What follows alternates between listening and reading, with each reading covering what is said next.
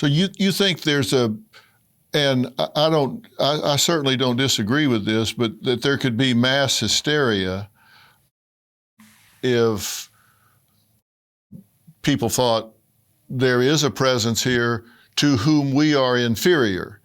We are inferior technology-wise. We can't fly that fast. We don't have that level of technology. So there is someone besides us to whom we are scientifically, technologically, performance-wise inferior. So we're down the ladder. And that could create paranoia and mass hysteria. Well, that was a fear. I agree with Bryce. I don't think that's the case anymore. But I do believe that was at the time, the mindset. And it was told to me while I was at the Pentagon that is exactly what the issue was. I do not think that is the case anymore. There is this concern that we have this idea that human beings are the apex, if you will, species on this planet. But if you are a scuba diver, you realize very quickly when you get into the big, deep ocean that there's other things in there that are much bigger than you. And so I think it's uncomfortable for us to think that maybe, we're not at the top of the food chain, so to speak, proverbially speaking. But I also think that Phil, you bring up a really good point here, because everybody wants to know, are these things from outer space? And if so, where they're from. If I could share with you just one quick little story here. We're always learning something new about our existence here on this planet, this little tiny rock we call Earth. And if you look at modern human beings, a lot of anthropologists will suggest that modern human beings, Homo sapiens sapien, has been around for roughly the last 200 to 400,000 years in modern form. And if you compare that to a 24-hour clock, it was the Greeks roughly 2,000 years ago, or maybe the last 10 minutes of our existence, that realized there are two fundamental life forms on this planet, and you are either a plant or you are B, an animal. And it wasn't until the Renaissance, roughly 355, 400 years ago, that we discovered an entirely different form of life on this planet that's been here cohabitating all along. That's neither plant nor animal, and that was the world of fungus. And so we pat ourselves on the shoulder, and what clever little monkeys we are. And it wasn't but for the last 3 seconds of our existence on a 24-hour clock, the last 120 years, that we human beings actually discovered the true dominant life form on this planet. That in fact, if you were to take all the biomass of every plant and all the biomass of every animal and all the biomass of every fungus and add it all up together, it still will not add up to the hidden biomass of this life form that's been here and is a true dominant life form all along on this planet. And it wasn't until we had this technology to curve glass and put it into a little metal tube and famously shout the words, little beasties, did we discover the world of microorganisms that are inside every human being. They are on the skin of the ISS space station. They live miles beneath the Arctic ice in the crushing depths. And it thrives. And so when people ask me, are these things from outer space? My response is quite simple. They can be from outer space, inner space, or the space in between. They could be just as natural to Earth as we are, and we're at a point now where technologically maybe we can interact. Maybe they're from outer space. Maybe they're something else, as some of the folks in the Pentagon have proposed, as being interdimensional, right? Something, as we're now learning through the world of quantum physics, that it appears that there is this whole hidden world of reality that lies just beyond our ability to measure it or to interact with it directly. Phil, I love what Lou just said, because it's one of those great explanations that puts it all in perspective. But the nature of your question is, what's the reason for secrecy? And a few years back, I wrote a book with historian Richard Dolan called After Disclosure. And we spent a year talking to people in every form of job description and ask them, how would this change your life if something like this happened? And I will say the religious argument came up all the time, although now I think you can say that the Catholic Church, at least, doesn't seem to have this problem with it. They seem to be talking openly about it. But the thing that came up over and over was the aerodynamic properties that Lou has described for some of these craft. Well, they're not driving around on gasoline. They're doing something else. There's a different kind of physics involved. And a lot of people pointed out over and over that the entire U.S. Transportation economy and energy economy is built on fossil fuels, and that might come crashing down if we begin to accept that there's something else out there using a different kind of science and technology. There were lots of other things. Obviously, the government's going to change, and history books are going to change, and culture is going to change. But that was the one that made people say, "Yeah, they don't want that to happen yet." Bryce, you bring up a good point, by the way. Can I jump up real quick on your discussion about the church? Because I think people like to villainize the church a lot in these conversations, but the reality is, you're right. I think we're seeing an openness by the Vatican and other institutions, other religious institutions, because they learned the lesson from the days of Galileo, right? When he proposed a heliocentric model of our solar system, twice an Earth-centric. He paid almost the ultimate price. They were going to burn him at the stake, and he had to recant. In fact, they refused to even look through the very telescope to validate his observations.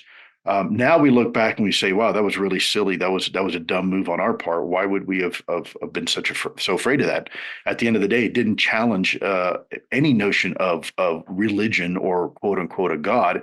It just challenged our understanding at the time of religion.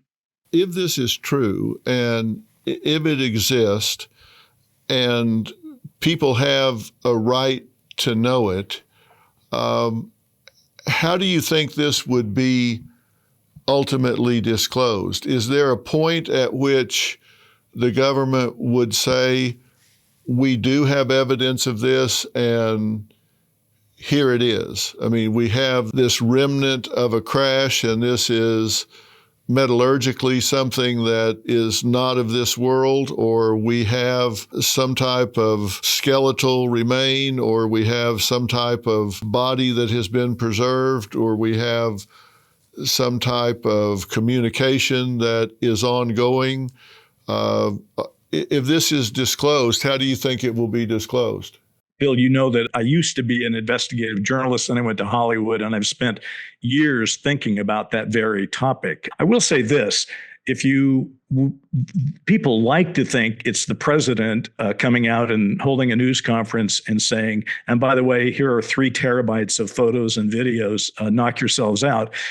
And that's probably not going to be how it goes down. It could be anybody in basically official capacity, anyone from the Pope to the head of the United Nations. But more likely today is that one of 2 things will happen.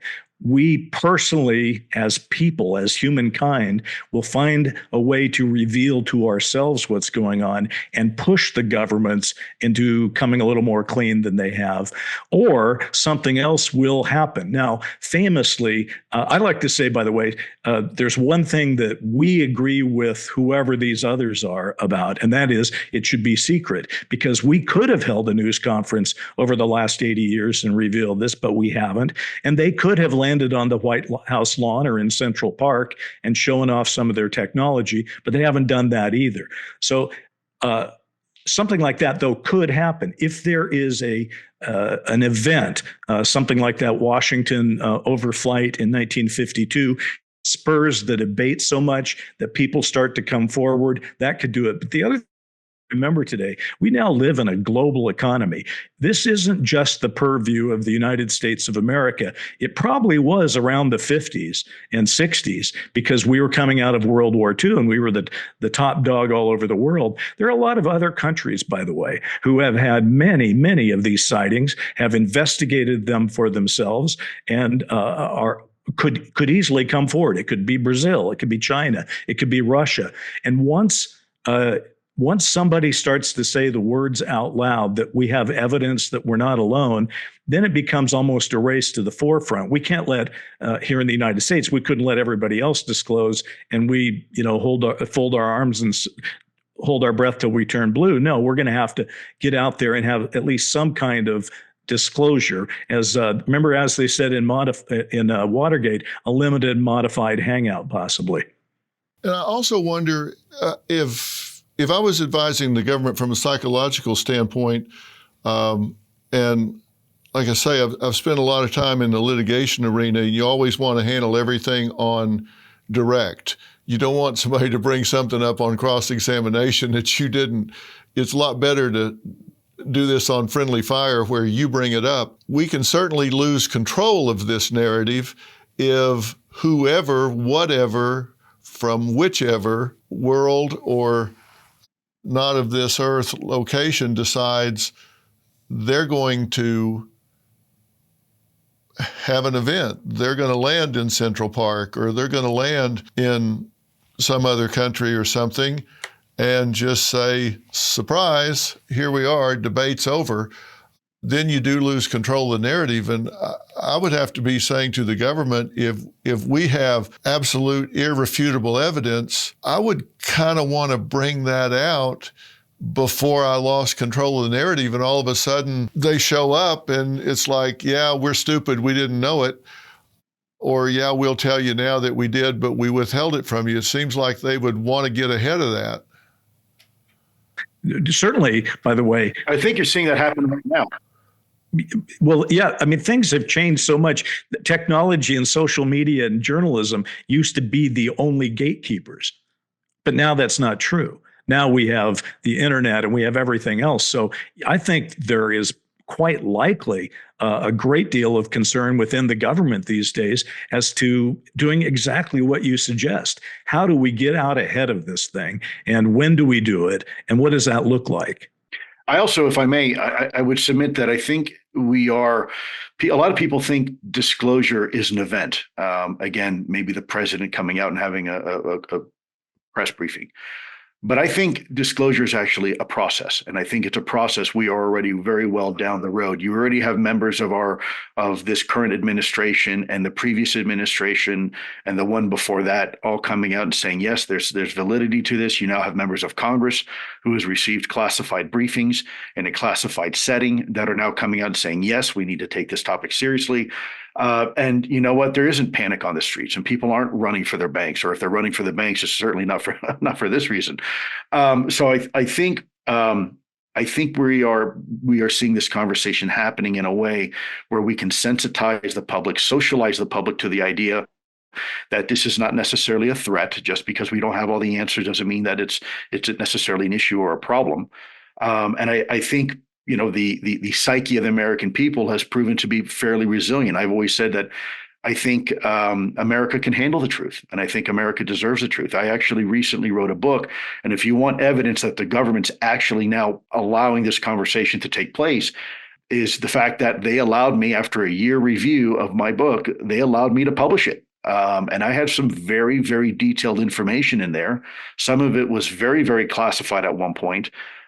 They still decided to redact portions of that book. The book was called Imminent, but they allowed it to be published. And you have people that were named in that book that were senior members of the U.S. government that were very well aware of our efforts, the U.S. government's efforts to investigate UFOs. So I do think the conversation's happening. It might be a little slower than people want, but compared to where we were just, you know, the last 70 years, I think we've come further in the last 7 in this conversation than we have in the last 70.